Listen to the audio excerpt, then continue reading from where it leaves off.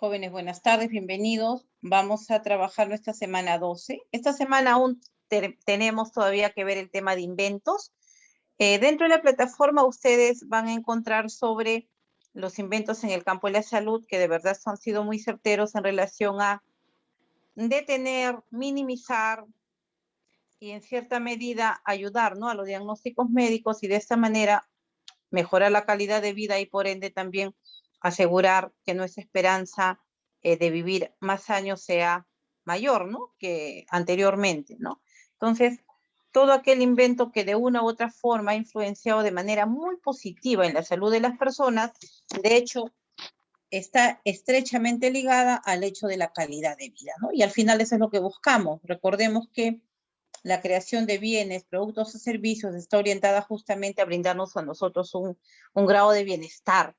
Y la salud no ha quedado lejana a ello, ¿no? La salud también está inmersa dentro de ese sentir de la población a nivel mundial, porque la salud, recordemos, también es un servicio que todo ser o todo ser humano, toda persona posee, necesita, y estos inventos, como dije, han aportado muchísimos jóvenes a justamente minimizar quizás riesgos o reducir la prevalencia de otras enfermedades, ¿no? Gracias a diagnósticos precisos, anticipados, que nos han permitido muchas veces detectar algún tipo de enfermedad, poder desterrarla, de repente controlarla, o en muchos casos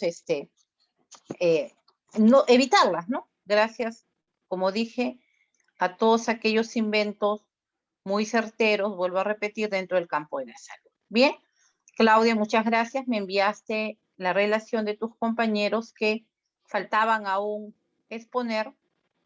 Y acá tengo, a ver, hija, un minuto, Claudia. Ahí estás. Barón Franco, Carvajal Quispe, Córdoba Condeña, Feria Aquino, Hernández García, Sánchez Franco, Tipismán Aguilar y tu misma hija, ¿ya? Que son las que están faltando. Voy a compartir pantalla.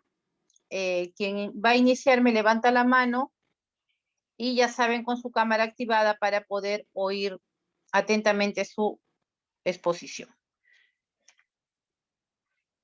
Nadie me levanta la mano. ¿Qué pasó? Entonces llamaré yo, pues. Barón Franco. ¿Se encuentra? Barón Franco no viene, ¿no? Todavía, hija. Sí viene, pero no ha ingresado. Buenas tardes. Buenas tardes, disculpen la demora, tengo problemas con mi internet. Ya, hija. Centeno arrebata, mis. Ya, hija, sí, recién voy a tomar asistencia. Ya, sí, recién estamos iniciando. También para recordarles, porque si ustedes ya saben, estamos en la semana de evaluación, estamos en la semana 12, miren ustedes, cerrando ya nuestro tercer mes de trabajo y nos estarían quedando escasamente 4 semanas, ¿ya? Así que más la semana bueno, en realidad 6 semanas, pero lo que es el trabajo efectivo acá nos quedan 4 semanas, porque luego viene la semana de evaluación, la 17 y la 18, que es la semana de recuperaciones. Bien, voy a seguir llamando entonces, ya que nadie quiere participar. Carvajal, profesora, dime, Oscar. ¿puedo iniciar con la exposición yo? Por supuesto, Oscar, ya te está compartida la pantalla para que puedas hacerlo, ¿ya? Ya, ok, profesor. Entonces tenemos a Oscar Hernández.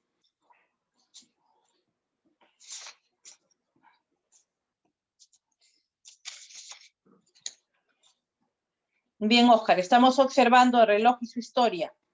¿Se habló de reloj ya? No, ¿no? No, mis. Ya está. Gracias, Claudia. Oscar, puedes iniciar. Ya te estoy viendo. Muy bien, Oscar. Ya, ok. Buenas tardes, profesora, y buenas tardes, compañeros. En esta oportunidad les voy a hablar sobre el reloj y su evolución con el tiempo. Quien nos habla es Oscar Hernández García, y esta es la historia del reloj. Desde el principio de la civilización, el hombre ha experimentado una gran necesidad de poder medir el tiempo, para poder así regular sus hábitos y sus quehaceres. Las primeras civilizaciones agrícolas desarrollaron los primeros calendarios, los cuales fueron muy útiles para poder determinar los periodos de siembra y cosecha. No obstante, pronto se hizo una patente necesidad de contar con instrumentos que nos puedan dar una mayor, puedan ser más precisos que los calendarios, especialmente al momento de navegar, pues era necesario compensar de alguna forma la falta de exactitud de estos primitivos medios. Esto motivó a sabios de diversos pueblos a idear mecanismos confiables para poder así regular el tiempo. Los primeros relojes.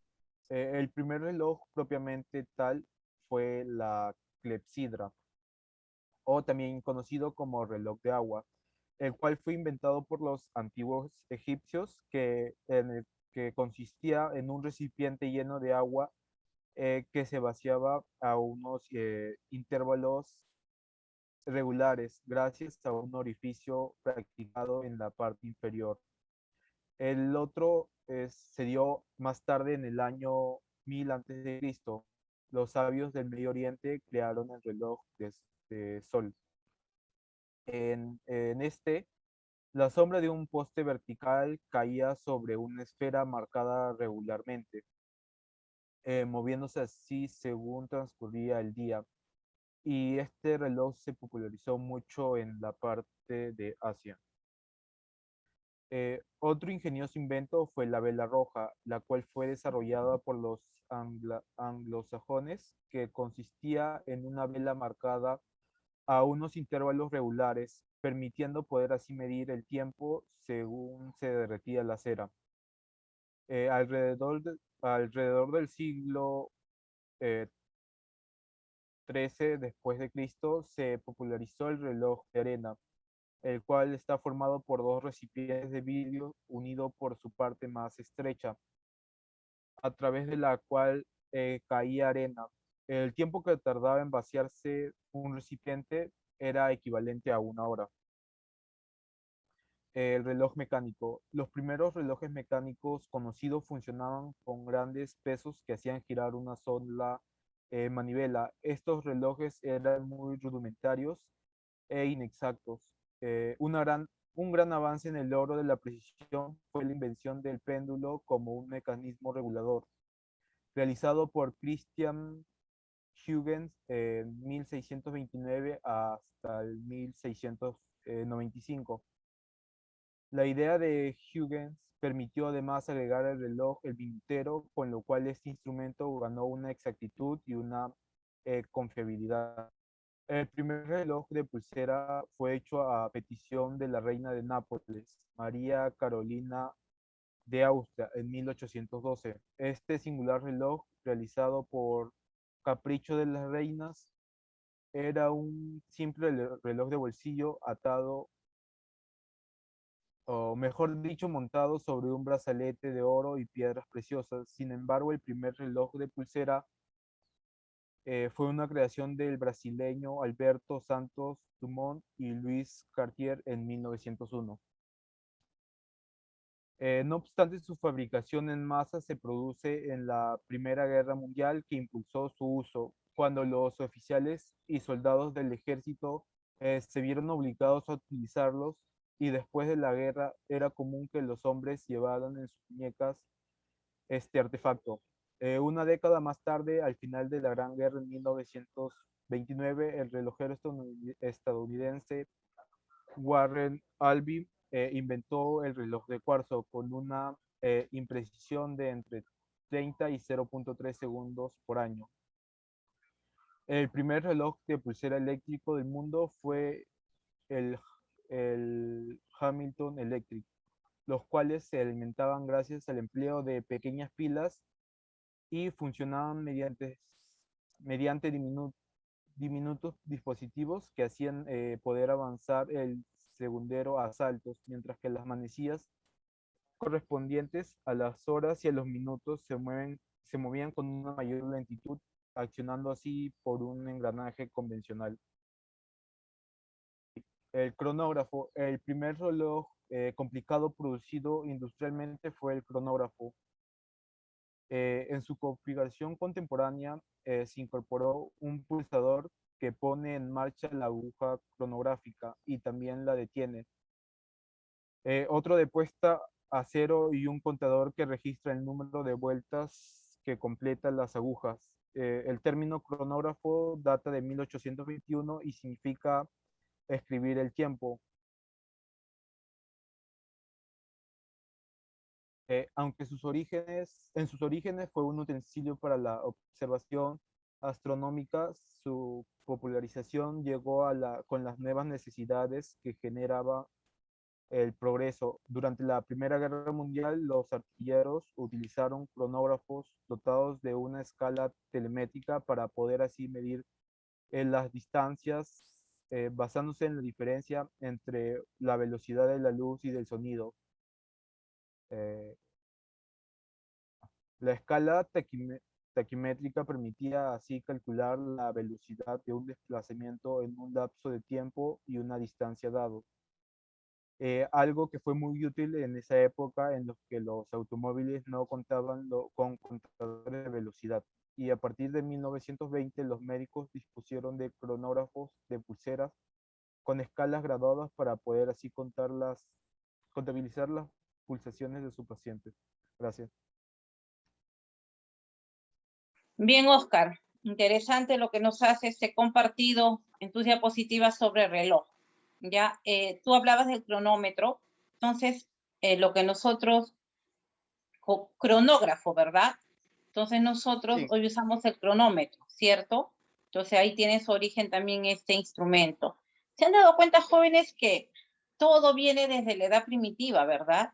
¿No? Cuando hablamos propiamente dicha de la historia, nos situamos en Egipto, ¿no? Y es allí donde pues las artes, las ciencias y las letras, recuerdan que les dije una vez que aparecieron en gran proporción. ¿Por qué les decía del aspecto antiguo, prehistórico? Porque recordemos de que, como lo dijo Oscar, ¿no? Permitía saber cuándo sembrar y cuándo cosechar, ¿no?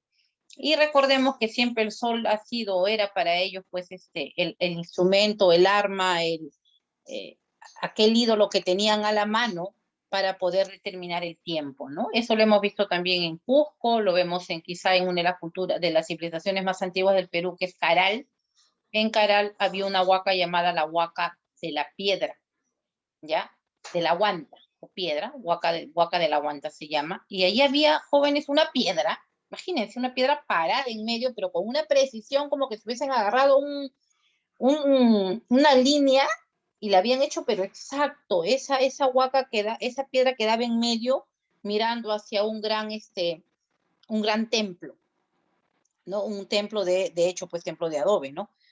Y se miraba directo y dice que a las 12 exactamente se reflejaba pues la caída del sol, ¿no? Pasado ese tiempo ya se veía una sombra y por eso los carelinos también pudieron determinar el tiempo en lo que era mañana y era noche y ya tener una idea de esta división. Claro que en Egipto pues las cosas fueron más avanzadas, ¿no? Y les permitió ya ir elaborando algún tipo de reloj que precisara pues ¿no? Los espacios donde el hombre, pues se movía, ¿no? Gracias, Oscar, por tu participación. Continuamos. Raimundo Auris, ¿tú participaste?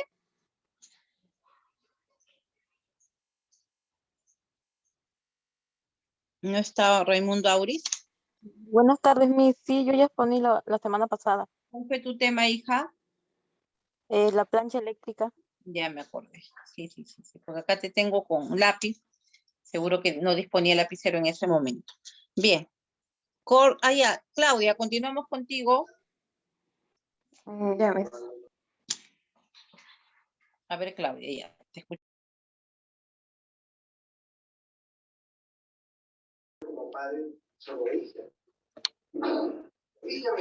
Buenas tardes, Miss y compañeros. El día de hoy yo les voy a hablar sobre el oxímetro. El oxímetro de pulso permite medir la concentración saturada de oxígeno que es el oxígeno ligado a la hemoglobina, de forma inmediata proyectando dos tipos de luz con distinta longitud de onda en la punta del dedo y analizando la luz que se filtra sin absorberse. Cuanto más oxígeno hay ligado a la hemoglobina, más claro es el tono rojo de la luz. La concentración de oxígeno en sangre se calcula digitalizando la intensidad del color. Los modelos de oxímetros de pulso actuales se han simplificado mucho. Un pequeño dispositivo con sensor similar a una pinza de la ropa se fija en la punta del dedo para que mida las pulsaciones y la concentración de oxígeno y las muestre en una pequeña pantalla que lleva integrada. La concentración máxima es del 100% y el valor normal oscila entre el 99 y el 96%. Una concentración inferior al 90% se considera demasiado baja y se trata inmediatamente suministrando oxígeno al paciente.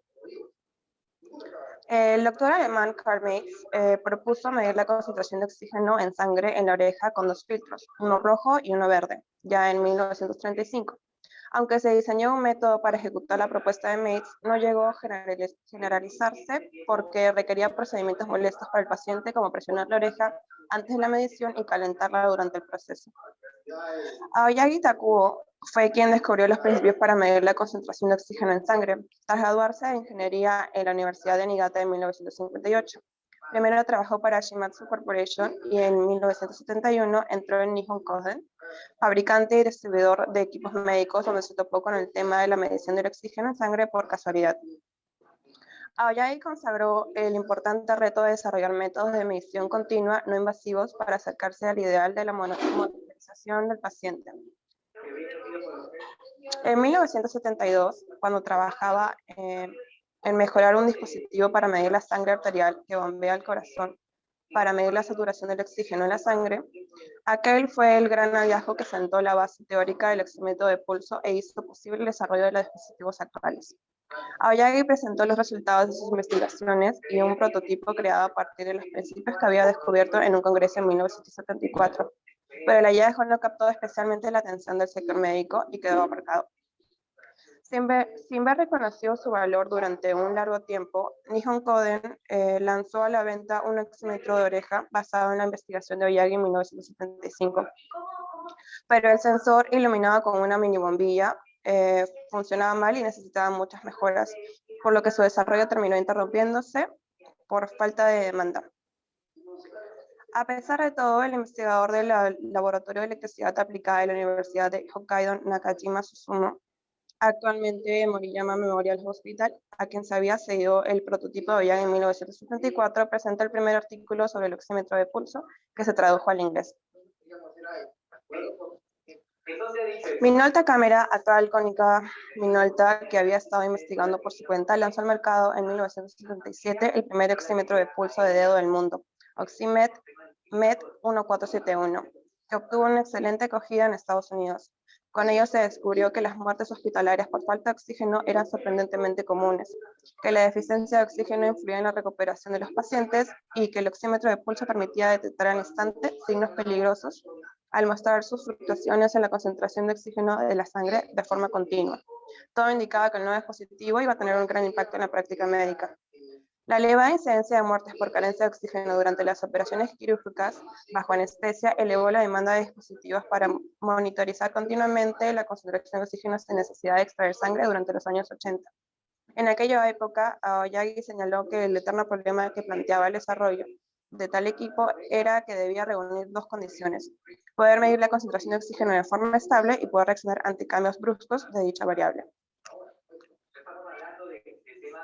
En 1980, Biox sacó a la venta un oxímetro de pulso comercial que hacía posible una medición sobre el estable al conectar una LED a un ordenador. El anestesista William New Jr., responsable de la buena reputación del dispositivo de la Universidad de Stanford, desempeñó un papel clave en su aplicación práctica. Consciente de la utilidad del equipo y dispuesto a difundirlo, New fundó la empresa Nellcor y en 1982 su oxímetro número N100 salió a la venta no solo en Estados Unidos, sino en todo el mundo. En conclusión, los hitos que impulsaron la forma decisiva, la generalización y el perfeccionamiento del oxímetro de pulso fueron el descubrimiento de los principios por parte de Aoyagi Takuo, el diseño del dispositivo por parte de Minolta Camera, la fabricación de un dispositivo altamente estable por parte de Biox y el lanzamiento de un equipo adaptado a las necesidades hospitalarias por parte del NERCON. Gracias. Claudia, muchas gracias por tu participación. Entonces nos has traído pues un instrumento muy útil, ¿no? Al inicio recuerdan que les hablaba de todos aquellos implementos que van en auxilio de la práctica médica justamente para minimizar riesgos. Evidentemente, pues de repente el oxímetro lo hemos visto ahí cuando ustedes por alguna, ¿no? Por algún motivo han sido internados en el hospital o algún familiar, siempre estaba el oxímetro, pero ha tenido mayor importancia durante la pandemia. Recuerda que nos permitía medir la oxigenación o saturación de la persona y saber, pues, ¿no? Recuerdan, no, está bajo en saturación, ¿no? Ya teníamos el problema del COVID. Miren, tantos años, desde 1905 que tú nos has ido llevando por la historia hasta 1957, cuando dijiste que se crea el primer oxímetro y posteriormente, pues, todas las adaptaciones y mejoras que este equipo ha tenido. Gracias, Claudia. Continuamos. Vera Camacho, Claudia Carmen Andrea. Tipismana Aguilar, Mari Carmen.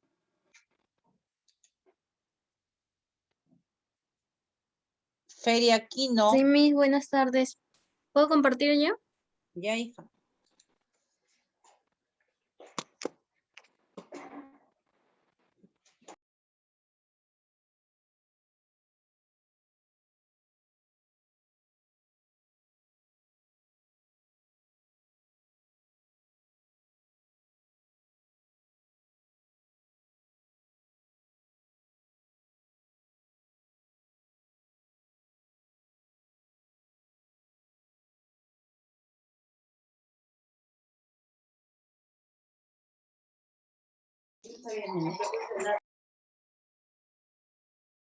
A ver, Mari Carmen, tú nos vas a hablar de la historia de los zapatos. A ver, vamos a conocer un poco de esa historia. Te escuchamos, hija.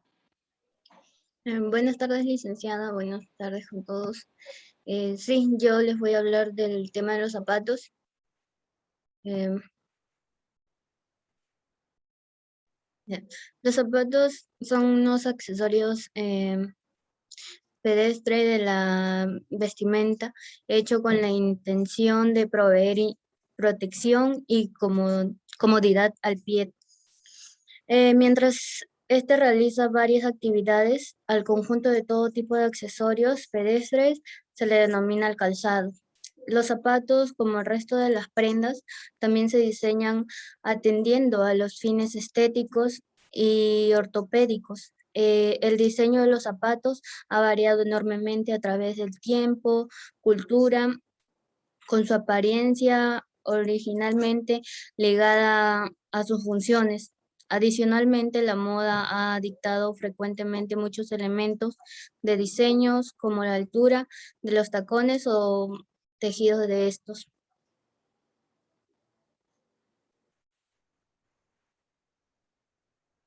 En la historia de los zapatos a menudo simples, las bolsas de pie de cuero en forma de vendajes para proteger los pies de la abrasión de piedras, los escombros, agua y el frío. El calzado comenzó a usarse en el periodo paleolítico y quizás terminaba la última glaciación conocida.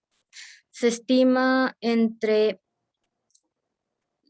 2000 a 15.000 años antes de Cristo en los territorios de los climas fríos 12.000 y adquirieron la forma de toscos botines y también los climas cálidos de forma de mocasines.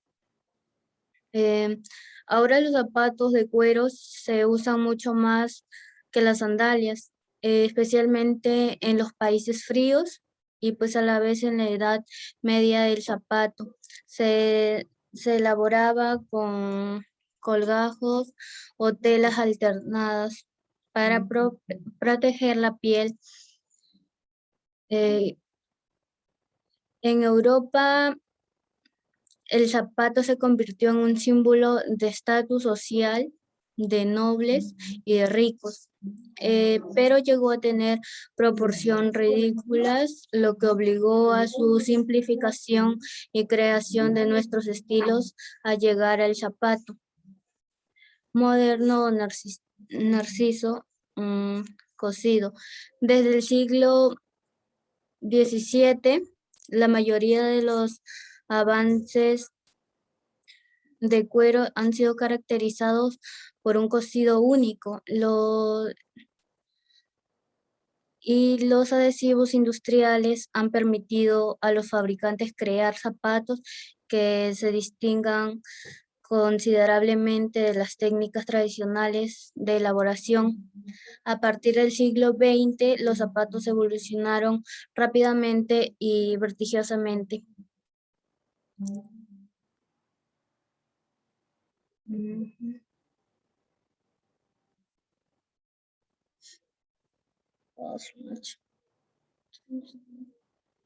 Hazle clic a tu diapositiva.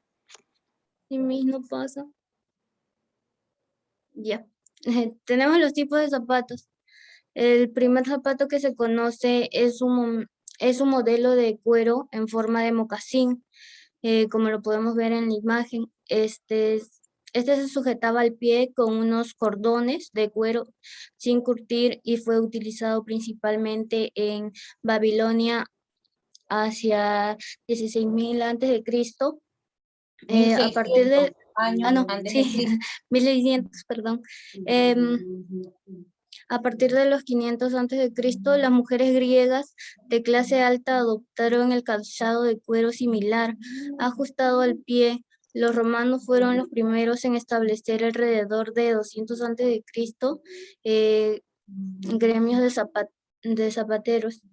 En el Medio Oriente, a los zapatos se les agregó los tacos para alcanzar el pie de la arena ardiente del desierto.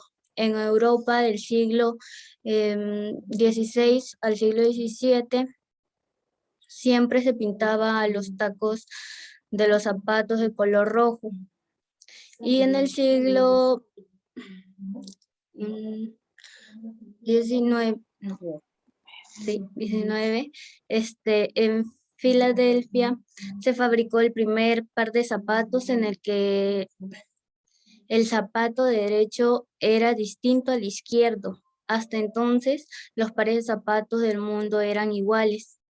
Las deportivas se inventaron en Estados Unidos de América en 1916 y pues se pusieron de moda rápidamente porque eran muy cómodos para correr, saltar, caminar, pero en un principio se usaron para tareas de campo. A mediados del siglo XX surge en el mercado laboral los zapatos de seguridad, que este es un botín que normalmente es de caña media, grueso de paredes y suela robusta, de la alta tracción y consta de una protección metálica para los dedos de los pies.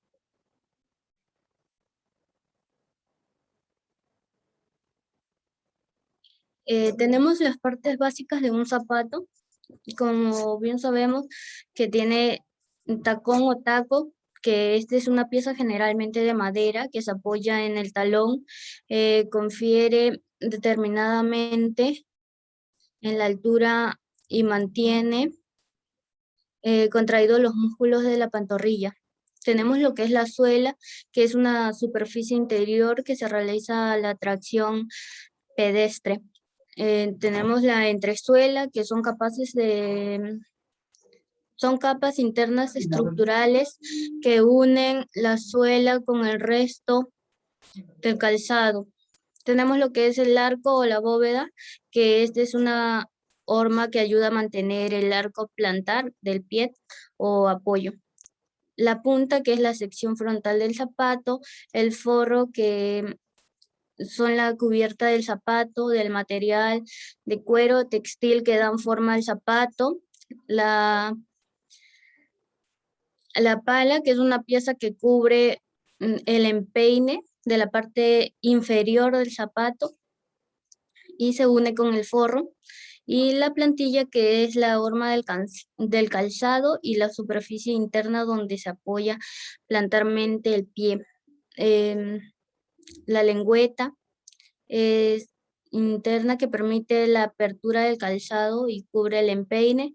El collarín, que es el cuello u orilla del zapato que va en contacto con el tobillo. La caña, que es una estructura de extensión y que cubre pues también el tobillo a la rodilla. El camellón o cambrillón es una pieza plástica metálica de plana que se ubica entre suela y sirve para mantener la resiliencia del calzado. La contrafuerte, que es la protección externa del talón y pues permite también el alcanzamiento del pie junto al calzado. Y por último tenemos lo que son el amarre, que es la forma de que el calzado se sujeta como un todo al pie por medio de cordones, hebillas y cierres, etcétera. Como podemos ver aquí en las imágenes, tenemos todo lo que son tacones. Tenemos estos que tienen la plataforma, que son los zapatos hoy en día los más modernos. Aquí tenemos los mocasines, son los zapatos de seguridad. Están los zapatos antiguos y los zapatos actuales. Bueno, a mí eso fue todo, gracias. Bien, Mari Carmen, gracias, ¿no? También tenemos los zapatos estiletos, ¿no? Son los que ahora se usan en mayor proporción, o las mujeres usamos en mayor proporción, y fue creado justamente por el señor Estileto. De ahí viene el nombre de los estiletos, que son esos en punta. Seguro que tienen. Unos zapatos van en punta y también terminan en punta en el taco. Ya por eso se llaman estiletos. Bien, hija, entonces la necesidad del hombre hizo también que inventara pues una protección para el pie, ¿no? Algo que le brindara seguridad al momento de caminar, para evitar cortes quizá con las piedras, ¿no? Para evitar quemarse el talón o el mismo pie ante la inclemencia del calor. Entonces, gracias a ello, pues, ha devenido a los zapatos actuales que poseemos, ¿no? En todos los colores, todos los modelos, todo lo que nosotros queramos imaginar. Gracias, Mari Carmen. A ver, Córdoba, Condeña, Dayana María.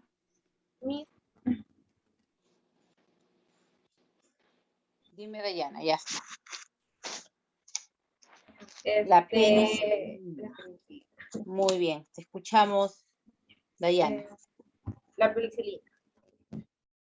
¿Cómo se inventó la penicilina? La penicilina fue el primer antibiótico empleado en la medicina y su descubrimiento es atribuido a Alexander Fleming, quien junto a otros científicos médicos obtuvieron el Premio Nobel de Medicina en 1945. Mención más que merecida tras semejante aporte. El descubrimiento de la penicilina ocurrió de una forma tanto casual y fue relatada por el propio Fleming, quien en la mañana del 28 de septiembre de 1928 se encontraba estudiando cultivos de bacterias en el sótano del laboratorio del Hospital Mary en Londres. El uso de la penicilina perteneciente a la familia de los betalactámicos. La penicilina sirve para combatir muchas bacterias, tal y como son los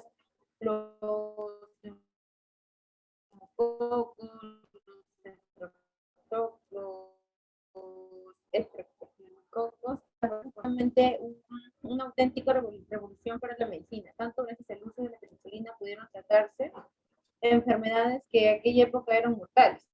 En el caso, por ejemplo, tenemos la gonorrea o la escarlatina. La penicilina en los tiempos de guerra.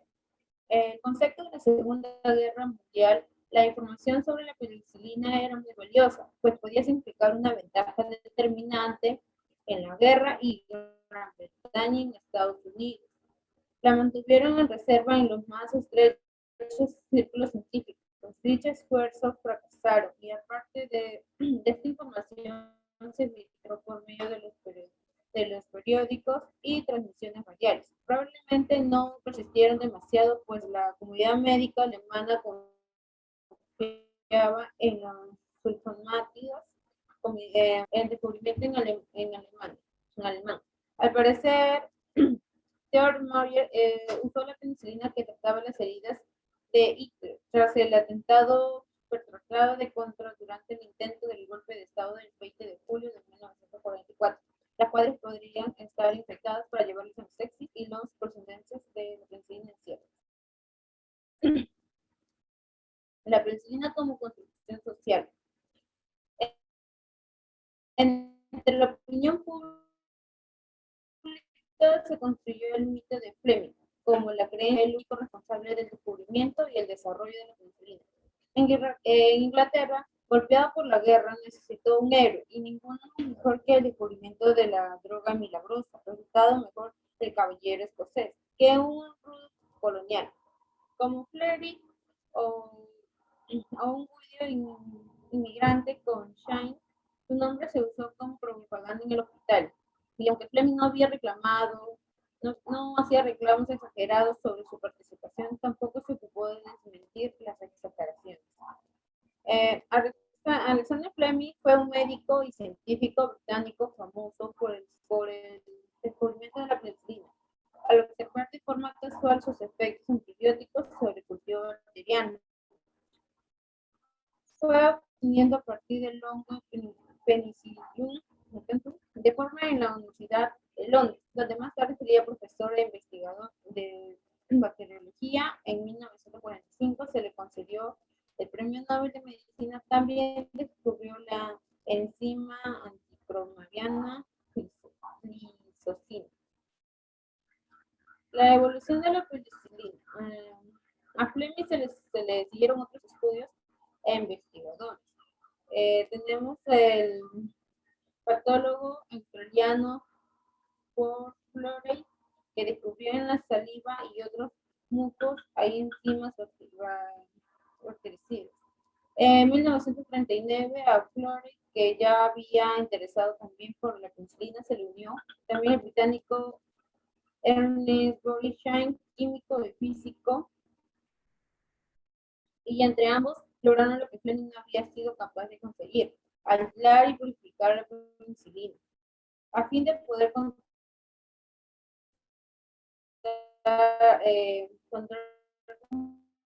al ambiente para llevar a cabo los experimentos. Florey viajó a Estados Unidos, donde consiguió ayuda para la experimentación y la producción en masas de penicilina, y se logró los cultivos en grandes viveros, dejando de lado los miles de plazos antes.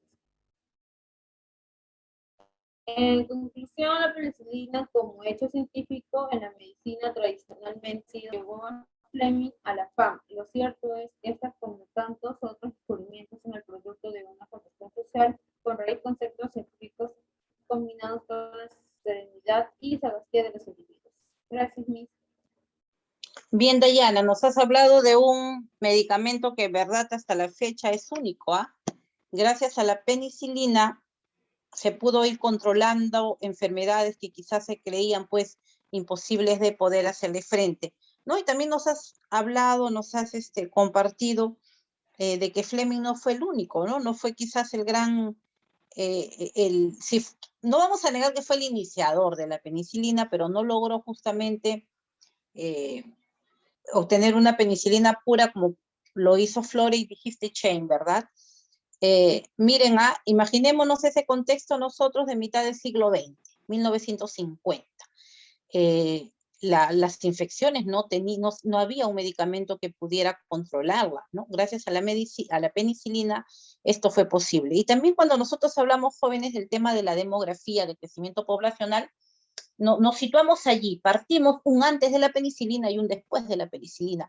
Evidentemente, pues, el haberse descubierto la penicilina ayudó a que la población no muera, ayudó a un aumento poblacional, ¿ya? Por eso dice, los grandes cambios se dice en la medicina, ¿no? Y siempre se sitúa la invención de la penicilina como parte importante del hecho de que la población tenga una mayor expectativa de vida o una mayor esperanza de vida, ¿no?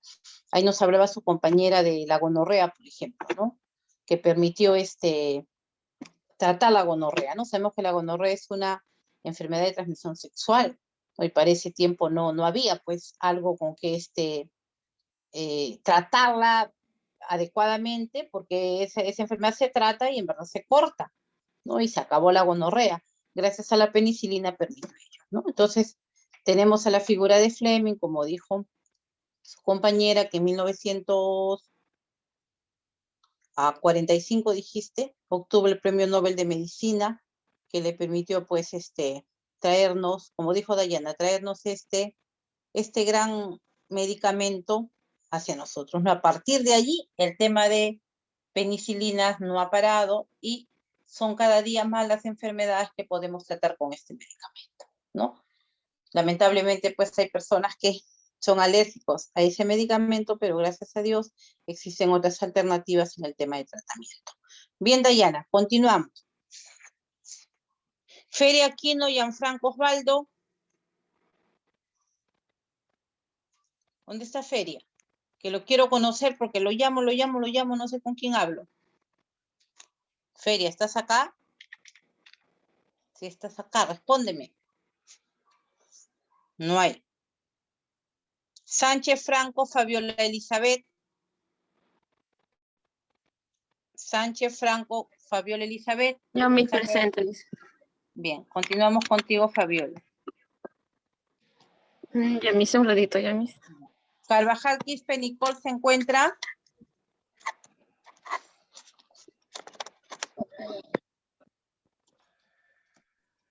Salina Silvano, Michelle y Baronesa, creo que ya no viene. No, mis Salinas nunca entraba a clase. Ya, sí, porque la tengo pura falta. Ya, Claudia. Entonces, estaría quedándome Carvajal Quispe, que no está en clase, Feria Aquino, y vamos a escuchar en este momento a Fabiola. Bien, Fabiola. Feria Aquino, ¿dónde estás? Gianfranco. Gianfranco, yo me parece haberte visto en mi lista anterior el semestre pasado. ¿O me equivoco? Que tu apellido se me hace un poco común.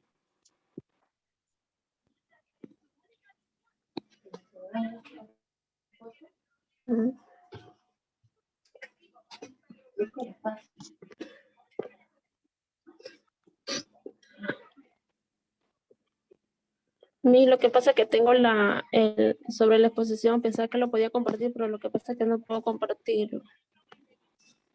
Pregúntale a tus compañeras quién te lo puede pasar, hija. Hoy estamos terminando lo que es el tema de exposiciones y son 15 para las 5. Estamos dentro todavía del tiempo para que ustedes puedan ingresar. A las 5, Claudia, ¿verdad? Tienen otra clase, ¿no? Sí, mis. Ya, hija. Bien. Él le voy a decir que me pase una compañera.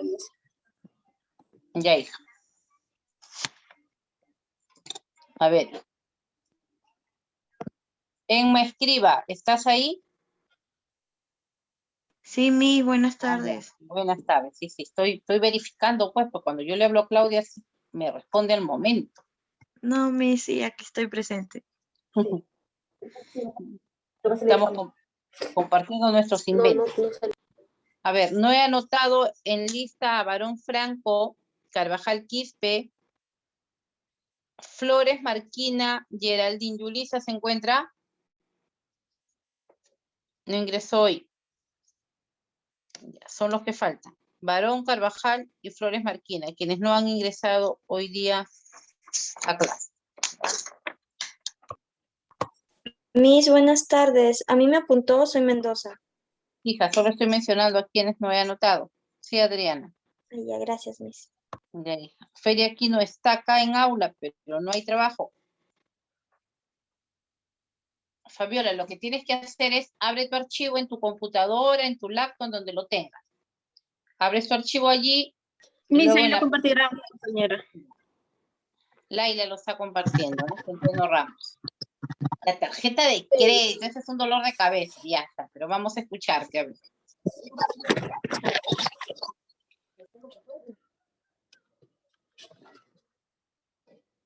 Un ratito, Miss.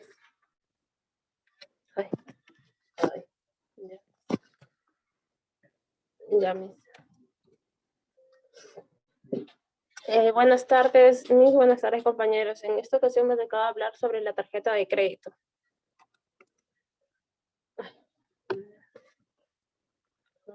Ya. El origen de las tarjetas de crédito se remonta a principios del siglo XX, cuando en 1914 la empresa Western Union crea una tarjeta para sus clientes más selectos, que no solo le permitirá acceder a un trato preferente, sino a una línea de créditos sin cargos. A finales de los años 40, una gran cantidad de las empresas comenzaron a emitir sus propias tarjetas de crédito, pero que solo tenían validez en sus establecimientos, como un método para atraer clientes y facilitar las compras a través de crédito. En 1924, por ejemplo, la General de la Corporación Petrolera emite su primera tarjeta de crédito para la compra de gasolina, y en 1929 la American Telephone y Telegram emiten la tarjeta Bells.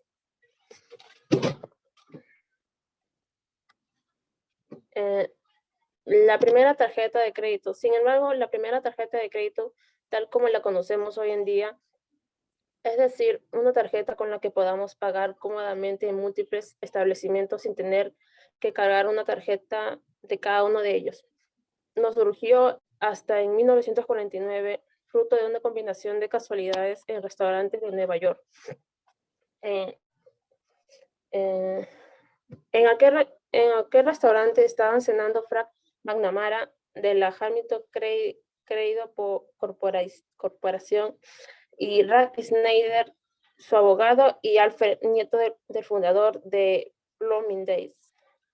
En la cena hablaron de un problema de crédito de uno de los clientes que se habían endeudado a causa de su bondad, pues había cedido su tarjeta a diferentes establecimientos a vecinos con problemas económicos y ahora no podía hacer frente a sus deudas, por lo que había recurrido a la compañía de McNamara. La Disney Club fue la primera tarjeta de crédito como las actuales. Su modelo de negocio se basaba en hacer de intermediario entre el establecimiento y el comprador, cobrando una comisión por transacción al primero y una comisión de mantenimiento de $3 anuales en 1951, al segundo al cambio de un aplazado al final del mes sin intereses. La evolución de las etapas del crédito. Tras el éxito de Disney Club, las entidades financieras de todo el país empezaron a emitir tarjetas de créditos que se podían utilizar en múltiples establecimientos. El primero fue el de Franklin, del Banco Nacional de Long Island, en Nueva York, en 1951, aunque en el año clave para la eclosión de las tarjetas de créditos fue en 1958. Año en que se lanzaron la tarjeta American Express de la compañía de servicios financieros homónima, que ya emitía giros y cheques de viaje y Banco de America Card. La tarjeta de crédito de Banco of America, el banco más importante del estado de California. La importancia de la tarjeta de crédito. En la actualidad, la tarjeta de crédito ha jugado un rol crucial al aportar el desarrollo de las economías de los países más desarrollados, en la medida en la que los consumidores llegan a tener mayores facilidades para la adquisición y bienes y servicios. Igualmente va creciendo la demanda de los distintos sectores del mercado. Otro aspecto que marca la importancia de la tarjeta de crédito es el hecho de que sirven para la adquisición de todo tipo de bienes de consumo masivo, llegando a formar parte significativa hasta el presupuesto doméstico de muchos hogares. Y de ahí que de símbolos de alta categoría económica y social. Las famosas tarjetas de créditos han pasado a convertirse en una prenda más común. La evolución.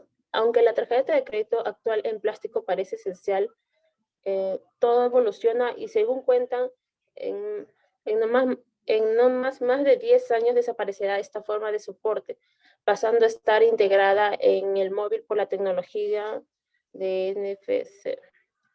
De hecho, cada vez son más los clientes, en su mayoría de jóvenes, en que se descantan más por la forma de pago. Y en estos meses, con la pandemia, cada vez más clientes de diferentes edades se han unido al pago móvil, evitando llevar el efectivo y tarjeta física cuando van a pagar sus compras. Está integrada en el teléfono con todos los datos inyectados, será una operación desde su móvil. Gracias. Gracias, Miss. Bien, Fabiola, qué interesante tu tema de la tarjeta de crédito, en verdad, ¿ah? Porque me he tenido que sonreír porque dijiste tú de que había empezado en 1914. De verdad que yo lo he conocido 100 años después, la tarjeta de crédito, qué curioso, ¿no? Y que también van a desaparecer, como lo has dicho, ¿no? Y todo se va a pagar de repente con el aplicativo móvil. Hemos visto toda esa historia que ha tenido la tarjeta de crédito, ¿no? Muy llamativa la forma como se ha ido cómo ha ido evolucionando también este producto que en verdad es esencial ya en casi todos los hogares, ¿no? Hoy casi todos disponen de las tarjetas de crédito. Antes estaba sectorizado, ¿no? A un determinado grupo social, pero hoy todo ya se da de igual forma. Muy bien, Fabiola. Entonces me quedo sin exposición de Barón Franco y de Carvajal Quispe y de Feria Quino, que son quienes no han presentado. Después todos los demás tienen su nota. Bien, Claudia, bien, jóvenes, nos estamos viendo la próxima semana. No se olviden, el día de mañana su evaluación de 8 a 11:59. Buenas tardes. Buenas tardes, Miss. Hasta luego. Buenas tardes, Miss. Hasta luego. Hasta luego. Mi Espero que disculpe, les ¿tomo haya... asistencia? Ya, hijo, solo he llamado a las que no he anotado. Ya. Ya, Miss. Gracias. Hasta luego. Espero que les haya estas 3 semanas que hemos trabajado inventos, hayamos conocido un poco más de lo que tenemos a nuestra disposición.